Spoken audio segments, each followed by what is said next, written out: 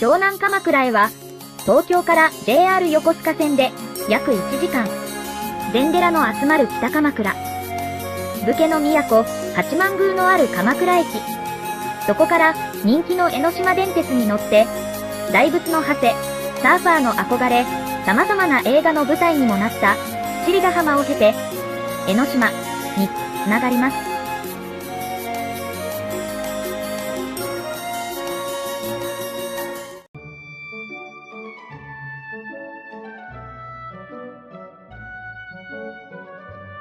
皆さん、こんにちは。鎌倉に住んでいる、招き猫のミケです。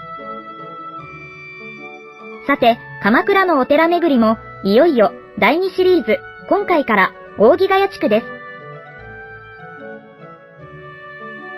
扇ヶ谷津は、JR 横須賀線の鎌倉駅の西口を出て、右手。鎌倉駅から、北鎌倉駅間の線路沿いの山際一帯の地名です。亀ヶ谷坂で北鎌倉の山之内地区とつながります。もともとこの地は亀ヶ谷と呼ばれ、現時、先祖伝来の地で、鎌倉幕府初代将軍、源頼朝のお父さんの源義朝さんの屋敷があった場所です。土地が狭かったため、幕府は開かれませんでしたが、後に、ここに、北条政子が寿福寺を建立しました。室町時代には、官令、上杉貞政、この地に住み、扇ヶ谷津殿と称されてから、扇ヶ谷津の地名が一般的になり、亀ヶ谷とは呼ばれなくなりました。地名の由来は、鎌倉実勢の一つ、扇の意にちなんだものです。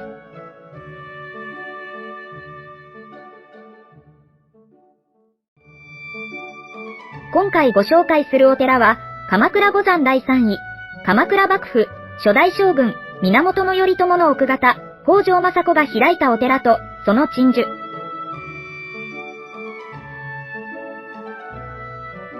寿福寺と辰巳神社です。早速、訪れてみましょう。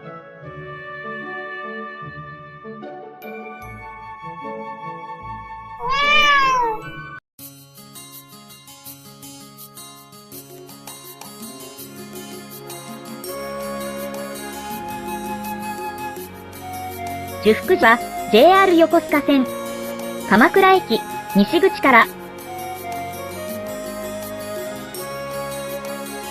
徒歩10分。辰巳神社はその手前、駅から5分のところにあります。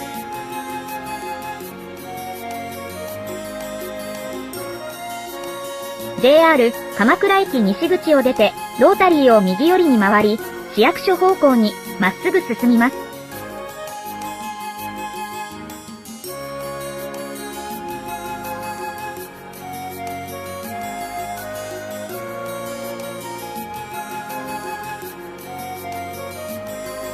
最初の信号を右に曲がります。ここは今小路通りと呼ばれています。輸入物やハンドメイドの小物屋さん、落ち着いた雰囲気のカフェなどがあり、そぞろ歩きしても楽しい通りです。さらにまっすぐ歩くと、右手にこじんまりとした神社があります。こちらが今回最初にご紹介する辰巳神社です。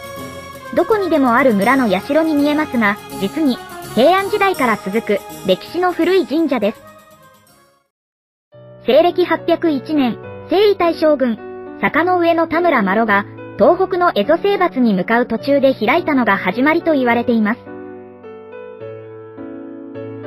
平安時代の1409年、源頼朝の5代前のご先祖様、源頼義が社殿を改築し、源氏との関わりが始まります。その後、鎌倉幕府を開いた源頼朝の妻、北条政子が寿福寺を建立した時に、寿福寺専用の鎮守となり、寺の南東、辰巳の方角にあることより、辰巳神社となりました。武家政権の棟梁の称号として有名な征夷大将軍ですが、鎌倉幕府以前、本来の由来をご存知でしょうか。そもそも、征夷大将軍とは、東北の異民族、夷敵、おうつ、大和朝廷軍の将軍のことです。奈良時代まで、大和朝廷の領土は南東北まででした。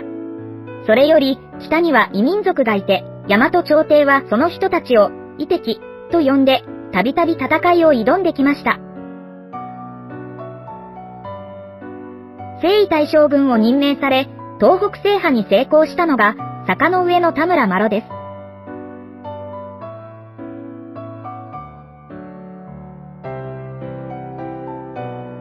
東北が大和朝廷の領土となった鎌倉幕府以後は、天皇の代わりに軍事などの政治を行うという役割が残り、全国の武士の統領で国を統治する権力という意味になりました。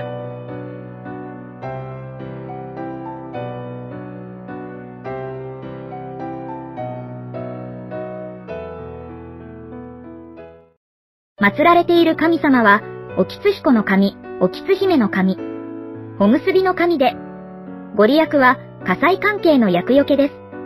江戸時代、天保6年、1835年に社殿の改築がされています。その時、徳川幕府から朱印地を寄進されるほどの由緒のある神社なんです。江戸時代の銘の入った手洗い石や石灯籠があります。さて、今小路通りをさらに進みます。左手、八坂神社の隣に、寿福寺の入り口があります。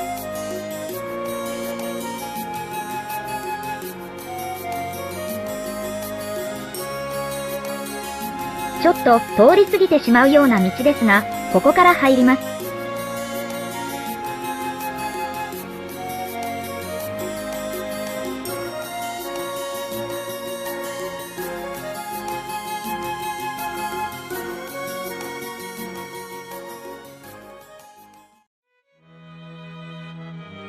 寿福寺は臨済宗建長寺派の寺。開基は源頼朝の妻、北条政子。開山は臨済宗の祖、栄西です。この寺は鎌倉五山の第3位です。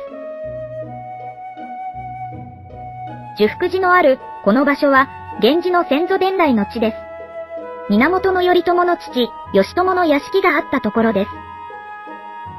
境内は国の指定史跡です。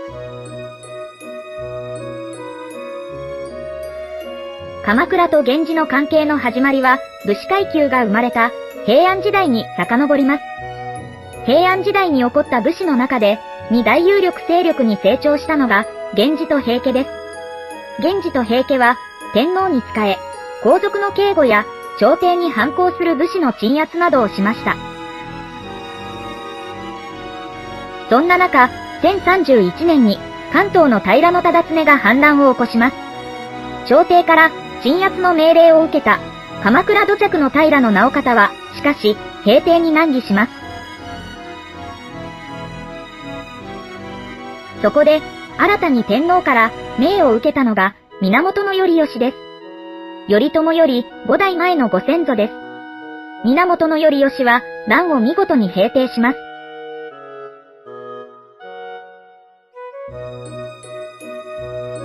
その武勇に惚れ込んだ鎌倉の平直方は娘婿として鎌倉に迎え、奥義が八つの屋敷を譲るのです。これより鎌倉は源氏の関東での拠点となりました。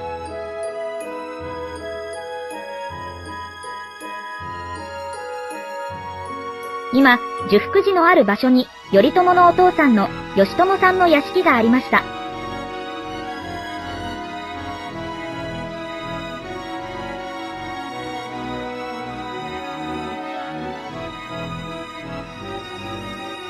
1199年、建久10年、頼朝が落馬が原因で亡くなると、妻、北条政子が夫の菩提を弔うため、翌年の政治2年1200年に、明暗、栄西和尚を招いて、義朝さんの屋敷跡に寿福寺を創建しました。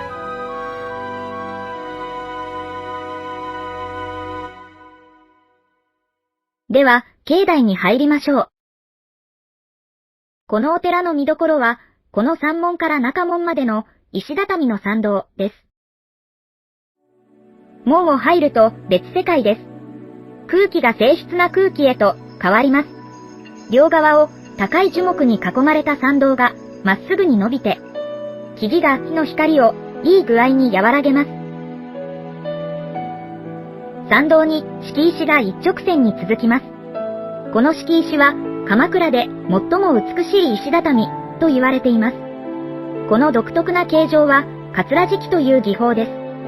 両側の平らな石畳に守られるように中央のアクセントとなる石畳が逆に不規則にあるのが印象的ですね。大木の下の緑色に苔むした地面もとても趣があって心が落ち着きます。突き当たりが中門です。この門の奥に本堂と鐘楼がありますが非公開で入れません。正月などの特別拝観時のみ入ることができます。普段は中門の前の道を右に入ると栗があり、そこで御朱印状がいただけます。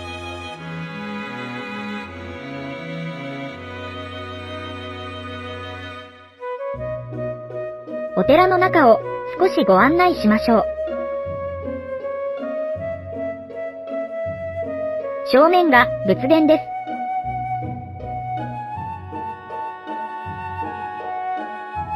この仏殿は江戸時代の宝暦年間1750年から60年頃に建立されたと言われています。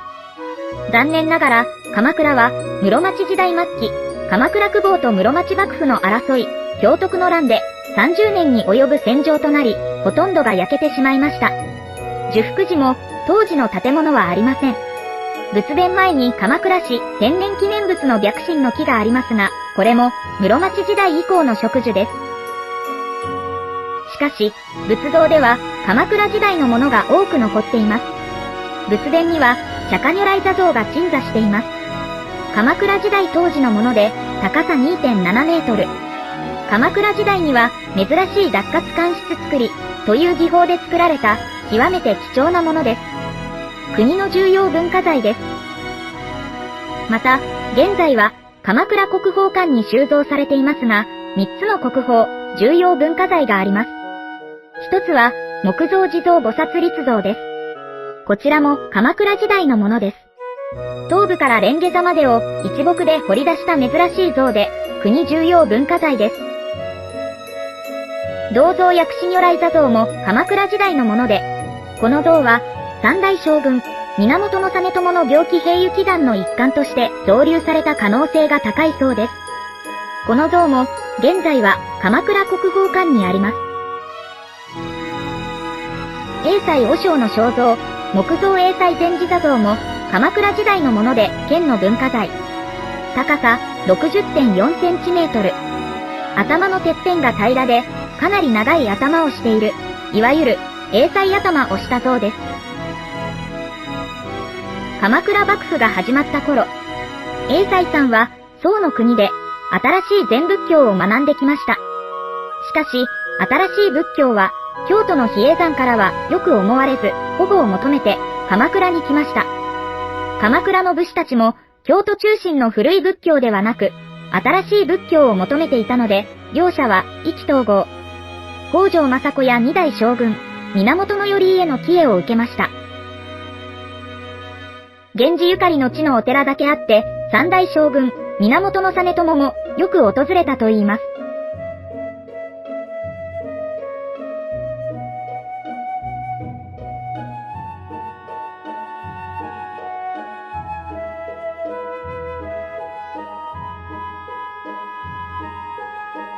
栄西さんは当時一部の人にしか飲まれていなかったお茶を健康にもよく仏の道にもかなうと紹介し、喫茶養生記という書物を書きました。そして将軍源実朝が二日酔いの時に一杯のお茶と一緒にこの書物を献上しました。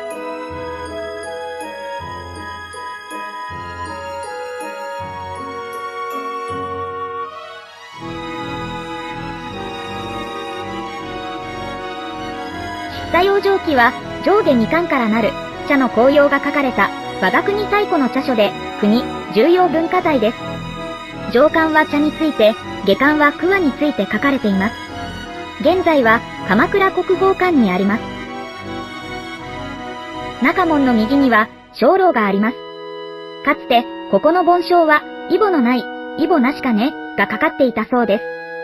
豊臣秀吉の小田原攻めの時に小田原北条氏が溶かして鉄砲の弾にしてしまったそうです。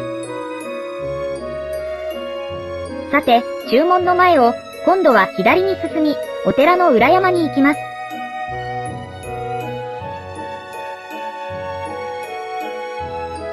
政子、実朝の墓の道案内があります。お寺の横に沿って行くこの道も、まるで緑深い森の中にいるようで、とても気持ちが良いです。突き当たりが寿福寺の裏門です。かつては、ここから仏殿横の小道を登ると近道でしたが、現在は落石の危険があり、通れません。左に迂回します。この迂回路もまた素敵な雰囲気です。緑の澄んだ空気が漂います。まるで高原リゾートを歩いているようです。突き当たりを曲がると墓地の石段です。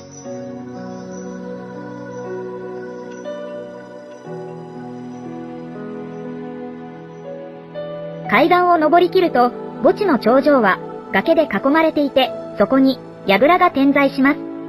大きな櫓の前を通り左に進むと小さな2つの櫓が並んでいます。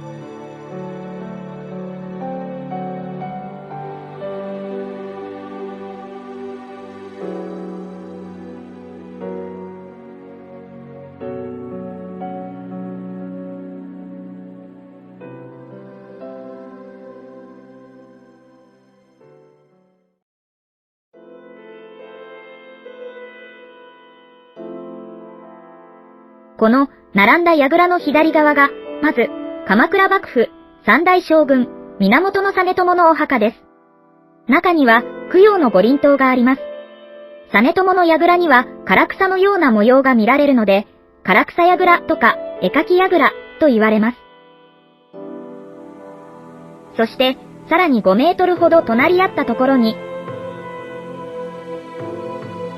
北条政子のお墓があります。こちらにも供養の御輪塔があります。親子が並んで眠っています。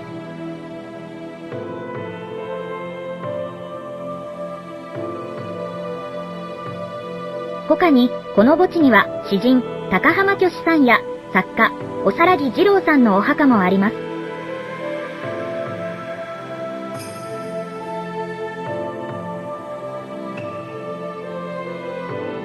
寿福寺は鎌倉での源氏の原点ともいえる由緒ある場所でした。